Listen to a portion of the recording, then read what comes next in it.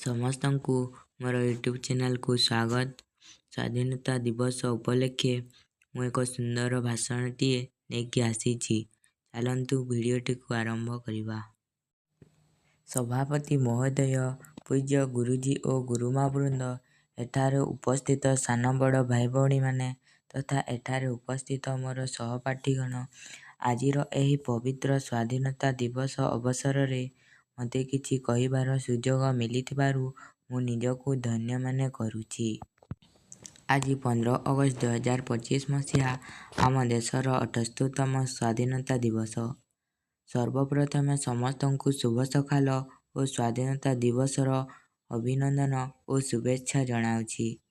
ସ୍ୱାଧୀନତା ଦିବସ ହେଉଛି ଭାରତର ଜାତୀୟ ପର୍ବ। ଆଜିର ଏହି ପବିତ୍ର ଦିନଟି ହେଉଛି ପ୍ରତ୍ୟେକ ଭାରତୀୟଙ୍କ ପାଇଁ ଅତ୍ୟନ୍ତ ଗର୍ବ ଓ ଗୌରବ ଦିନ। 1947 ମସିହା ଅଗଷ୍ଟ 15 ତାରିଖରେ ଆମ ଦେଶ ସ୍ୱାଧୀନ ହୋଇଥିଲା।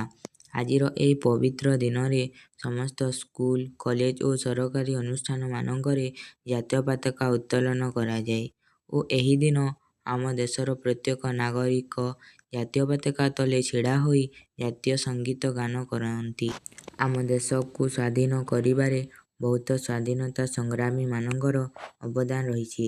ସେଥିମଧ୍ୟରୁ ମହାତ୍ମା ଗାନ୍ଧୀ, ସୁଭାଷ ଚନ୍ଦ୍ର ବୋଷ, ପଣ୍ଡିତ ଜବାହରଲାଲ ନେହେରୁ, ରାଣୀ ଲକ୍ଷ୍ମୀବାଇ, ବୀର ସୁରେନ୍ଦ୍ର ସାଏ ଏମିତି ଅନେକ ବୀରପୁତ୍ରମାନଙ୍କ ଅବଦାନ ରହିଛି। ଦୀର୍ଘ 200 ବର୍ଷ ଶାସନ ପରେ ଆମ ଦେଶ ଭାରତ ଅଗଷ୍ଟ ମାସ 14 ତାରିଖ ମଧ୍ୟରାତ୍ରିରେ ସ୍ୱାଧୀନତା ଲାଭ କରିଥିଲା।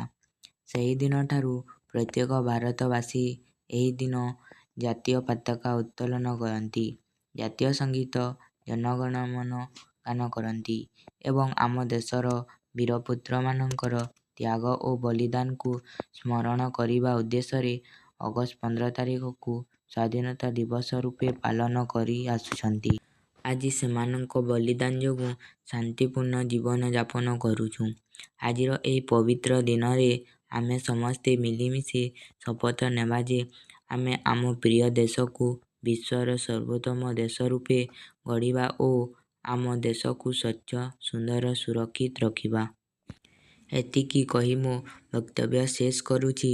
ଜୟ ହିନ୍ଦ, ଜୟ ଭାରତ ମାତା।